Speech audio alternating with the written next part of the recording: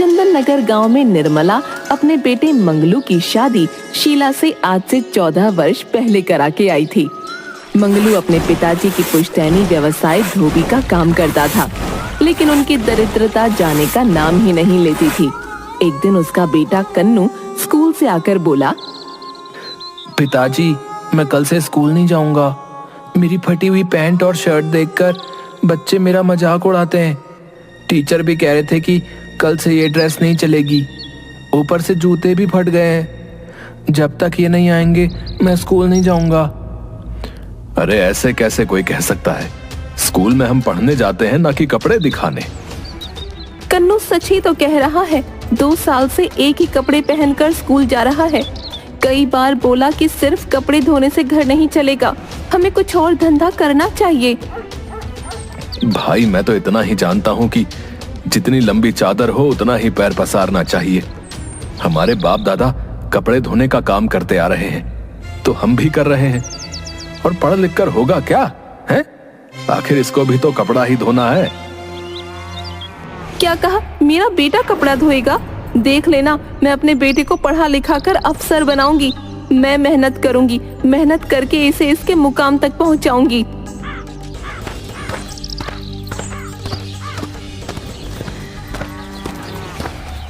अब तक बेटे बहू की तू मैं देख रही निर्मला भी बहस के बीच में कूद पड़ी। अच्छा, तो अब तू काम करेगी? मेरे बेटे को नीचा दिखाने के लिए तू घर घर काम करने जाएगी? कान खोलकर सुन ले, मेरे जीते जी ऐसा हरगिज नहीं हो सकता। कन्नू की पढ़ाई को लेकर शीला और मंगलू में बात इतनी बढ़ जाती है कि मंगलू शीला पर हाथ तक उठा देता है। बस यही देखना रह गया था। अपने बच्चे के बारे में अगर अच्छा सोचने का यही सिला है तो मैं यहाँ नहीं रह सकती। चल कन्नू, यहाँ से चलते हैं। हाँ हाँ, जाओ जाओ। बड़ी आई कलेक्टर नहीं, बना लो इसे जिले का डीसी। दूसरे दिन शीला कन्नू को लेकर अपने मायके चली जाती है।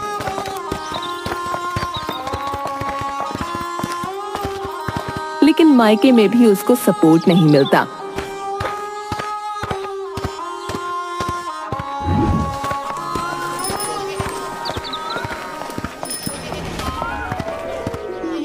अरे सुमन, क्या बात है? बहुत परेशान लग रही हो। तबीयत तो ठीक है ना? प्रणाम पंडित जी। बुढ़ापा अपने आप में ही एक बीमारी है। ऊपर से बेटी शीला ससुराल में लड़कर 15 दिनों से घर में आकर पड़ी है। कितना समझाया, जाने का नाम ही नहीं लेती। बोलती है अब तो कुछ करके दिखाएगी, तभी ससुराल लौटेगी। तभी शीला घर से निकलकर बाहर आती है। प्रणाम पंडित जी। अरे शीला, तू यहाँ? ससुराल में सब कुशल मंगल तो है ना? अरे पंडित चाचा, कन्नू अब हाई स्कूल में चला गया है, लेकिन घर वाले चाहते हैं कि वो पिताजी की तरह धोबी के काम में हाथ बटाए। लेकिन मैं चाहती हूँ कि मेरा बेटा पढ़ लिख कर कोई बड़ा अधिकारी बने। वाह, तुम्हारी सोच तो बहुत ही नेक है। तो इसमें समस्या क्या है? पैसे का। समस्या पैसे की है। जैसे तैसे हमारा घर चल रहा है, ऊपर से कन्नू की पढ़ाई का बोझ हम नहीं उठा सकते, इसलिए मैंने काम करने का निश्चय किया है। बहुत ही अच्छा सोचा है। हर व्यक्ति को आत्मनिर्भर होना चाहिए। वैसे भी तुम्हारे खाने का जवाब नहीं। शहर में जाकर किसी अच्छे से रेस्टोरेंट में शेफ का काम पकड़ सकती हो। नहीं चाचा, मुझे गांव से ही कुछ करके दिखाना है। कोई ऐसा काम जो मैं करूं और दूसरों को भी काम दे सकूं। ये तो और अच्छी बात है। तू पापड़ भी बहुत अच्छा बनाती है। भाई देखो, मैं तो कहूंगा कि पापड़ उद्योग ही क्यों नहीं खोल लेती। गांव की कई महिलाएं जो बैठी रहती हैं, उन्हें भी काम मिल जाएगा। अपने गांव में दलहन की खेती ज्यादा होती है, आसानी से तुम्हें कच्चा माल भी मिल जाएगा। शीला को पंडित जी का सुझाव पसंद आ गया। वो इस काम को शुरू करने लग जाती है। उधर कन्नू नानी के घर में रहकर गलत लड़कों की संगत में पड़कर बदमाश हो जाता है। एक दिन, अरे कन्नू, बहुत दिन से देख रहा हूँ तुम यहीं पर हो। क्या हुआ भाई? बाबूजी ने घर से भगा दिया क्या? देख बिरजू, रास्ते से हट जा। सबको अपने जैसा ही समझ रखा है क्या? वो तो मेरे पढ़ने के लिए पैसे नहीं हो पा रहे थे, तो मम्मी बोली कि वो काम करके मुझे पढ़ाएगी। अच्छा ये बता, तुम्हारे पिताजी कितने दिनों से काम कर रहे हैं भाई? मैंने तो बचपन से ही उन्हें नदी पर कपड़े जाकर धोते हुए देखा है। यानी करीब 15 सालों से तो कर ही रहे होंगे, है कि नहीं? अच्छा तो बता कि अभी तक तेरे पिताजी के पास कितना बैंक बैलेंस है भाई? खाने और अच्छे कपड़े पहनने के लिए पैसे नहीं है और बैंक बैलेंस की बात करके मेरा मजाक उड़ाते हो? नहीं नहीं, मैं मजाक नहीं उड़ा रहा यार, तुम्हें ये बताने की कोशिश कर रहा हूं कि काम करने से कोई अमीर नहीं हो जाता। पैसों के लिए मेरे जैसा स्मार्ट वर्क करना जरूरी है। क्या तुम मेरे साथ काम करोगे? हाँ, लेकिन करना क्या होगा? अरे कुछ नहीं, बस थोड़ा सा झूठ बोलना और सतर्कता से प्लान पर काम करना है, फिर तो पैसा ही पैसा होगा तुम्हारे पास। ठीक है, मैं तैयार हूँ। ठीक है, तो फिर पहले तुम्हें घर से ही काम स्टार्ट करना होगा। तुम्हें 200 रुपए घर से चुरा कर लाने होंगे, समझे? कन्नू घर पर जाता है।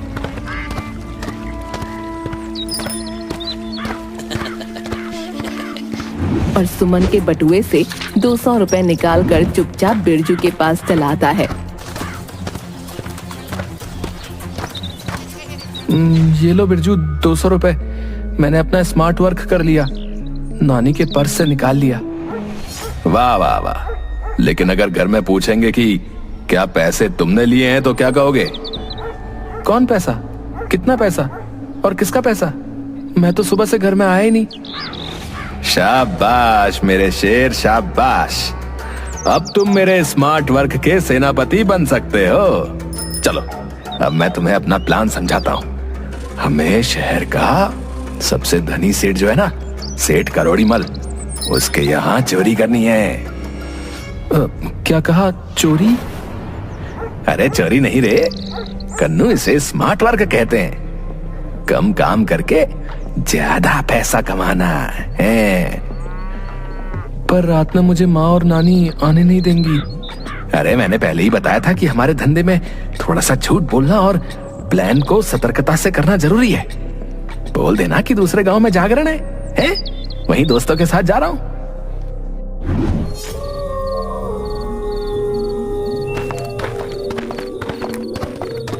कन्नू और बिरजू दोनों आधी रात को करोड़ी मल के यहाँ चोरी करने पहुँचते हैं। बिरजू, कुछ दिख नहीं रहा, अंधेरा है। घर की लाइट जलाऊं क्या? अबे कमीने, हैं? मरवाएगा क्या? चुपचाप कीमती सामान और रुपयों को बैग में भरते जा, चल। तभी सेठ को प्यास लगती है। मंजूरी, ओ मंजूरी, अरे बहुत जोरों से प्यास लगी है, थोड़ा पानी पिला दे। सोने दो मुझे, जाओ किचन में जाकर पी लो। मेरी बाबू, मेरा सोना, लाकर पिला देना। प्यासे को पानी पिलाना चाहिए। जो कोई मुझे अभी पानी लाकर देगा उसे मैं 10 लाख का सोने का झुमका दूंगा। इतना सुनते ही कन्नू किचन की ओर जाने लगता है। अबे कन्नू, अबे उधर क्यों जा रहा बे? अबे किचन में कोई सोना थोड़ी रखता है। उधर चलो, उस रूम में तिजोरी है। अभी सुना नहीं? सेठ जी बोल रहे हैं कि अभी जो उनको पानी पिलाएगा वो पानी पिलाने वाले को 10 लाख रुपए के सोने का झुमका देंगे। अबे मरवाएगा क्या है? वो सेठानी से पानी लाने को मना रहा है। बस चल इधर आ। तभी कन्नू फर्श पर रखे गिलास से टकरा जाता है और उसकी आवाज सुनकर मंजूरी वहां आ जाती है और दोनों को देखकर चोर चोर चिल्लाने लगती है। करोड़ी मल के नौकर आकर दोनों को पकड़ लेते हैं। इन नमक हरामों को पुलिस के हवाले कर दो। जब 2-2 लठ इनके पिछवाड़े में पड़ेंगे तो सारी चोरी चकारी भूल जाएंगे। करोड़ी मल उन दोनों को पुलिस के हवाले कर देता है। इधर शीला के यहाँ लोन के लिए बैंक वाले निरीक्षण में आए हुए थे। उसी समय पुलिस वाला आकर शीला को बताता है कि उसका बेटा कन्नू बिरजू चोर के साथ चोरी करते पकड़ा गया। इतना सुनते ही बैंक ऑफिसर वापस चला जाता है और लोन कैंसिल हो जाता है। शीला गांव के दबंग होशियार सिंह से सुमन के घर को गिरवी रखकर पैसे उधार लेती है। देखो शीला, एक बार फिर कह रहा हूँ, अगर मेरे पैसे सूद समेत 6 महीने में नहीं मिले तो मैं घर पर कब्जा कर लूंगा। फिर मत कहना कि बताया नहीं। बेटी एक बार फिर से सोच ले, तो चुकता कर देगी ना पैसे। माँ तू कागज पर अंगूठा लगा दे, मैं 6 महीने से पहले ही उनके पैसे सूद समेत लौटा दूंगी। होशियार सिंह से पैसा लेकर शीला सबसे पहले अपने बेटे को जेल से रिहा करवाती है। माँ, मैं तुम्हें वचन देता हूँ कि कभी चोरी नहीं करूंगा। मैं पढ़ाई करूंगा और बड़ा ऑफिसर बनूंगा। पैसों के लिए तुझे परेशान देख मुझे लगा कि एक बार चोरी से उद्योग शुरू करने के लिए पैसा हो जाएगा। हराम के पैसे मुझे नहीं चाहिए। मैं तुम्हें अच्छा बनाने के लिए ही तो मेहनत कर रही हूँ, ताकि तू पढ़ लिख कर बड़ा अधिकारी बन सके। शीला गांव की 10 महिलाओं को लेकर पापड़ उद्योग खोल देती है, लेकिन अगले ही हफ्ते बारिश का सीजन शुरू हो जाता है और धूप नहीं निकलने की वजह से पापड़ नहीं बनते।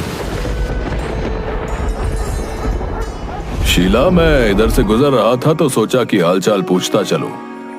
वैसे 3 दिन से धूप नहीं निकली, पापड़ तो बन नहीं रहे होंगे।